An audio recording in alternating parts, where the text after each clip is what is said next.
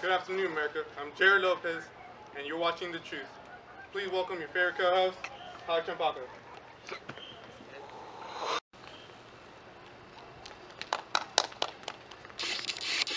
Tyler, it's good to be here.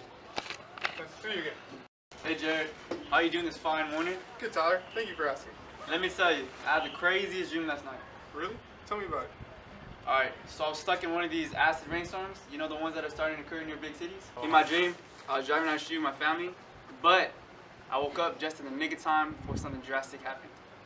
That's an interesting story, Tyler. But speaking of the weather, let's go to our weatherman, Jonathan Reyes, to talk about the weather. Good morning, America. Thanks, Jared. Thanks, Tyler. Hope you guys are having a swell day. Today is kind of hot. But then again, for the past few years, it's been kind of hot. It's been hot for this last week, and it's going to be even hotter for this week. Your forecast is dry days, and we're expecting a little drier days for Friday. You know, people are talking about this rain. I haven't seen rain in a while. Maybe up in Alaska, where they catch salmon. Back to you, Tyler and Jared. Thank you, Jonathan. Only we got some live coverage. Speaking of coverage, we have our man, Jay Ariano, out on the field today. Are we live? Oh, that's right. Thank you, Jared. Like Jonathan said, it is really hot and dry out here. I already recently checked one of those outdoor thermometers, and it's just completely broken. The mercury's spilling out. Temperatures have rise above 100. Oh, we got a citizen over there. Let's go check him out with the weather. Excuse me, sir. You mind if I ask you a couple questions about the weather? Sure. Would you say it's been quite hot the last couple of years and the past couple of days? I think so. Yeah, that's what I was thinking. See, it's a little dry and humid as well, too. Yeah. Yeah, would you say that's due to global warming?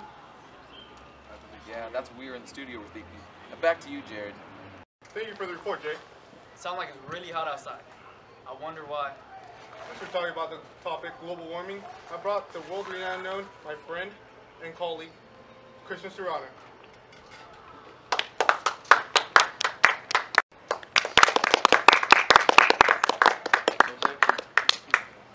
Hello, Tyler. Hey. Hello, Mr. Jared. So, I heard both of you had a couple questions about global warming. Yes, actually we do have a couple of questions about global warming. First off, what is global warming? We see, global warming is basically what its name says. It's the warming of the planet. Because of the amount of carbon monoxide and carbon dioxide emissions that we produce as humans, they are all greenhouse gases. And they just go up in the atmosphere and have nowhere to go, and they trap in the heat. So over time, we're just raising the temperature of the Earth. That's basically what global warming is. Interesting. This sounds horrible. So what can we do to prevent it? Well, actually, Jared, you see, at Harvard, the university that I work at, we've actually thought about that question for a while. And we've come up with a solution. But the only thing is, it's a secret, and I can't tell it to you guys yet. Oh, come on, Professor. You gotta tell us now. No one will know except for us. It's between us. Alright, Tyler, I'll tell you. So, only because, though, I know you guys and I really like you. So, Jared, you might want to listen too. My solution, then, that we've come up with together was we were going to take every single person in the world with an IQ under 133, and we were going to get rid of them. Now, only because that would leave the top 99 percentile left, which would be 1% of people.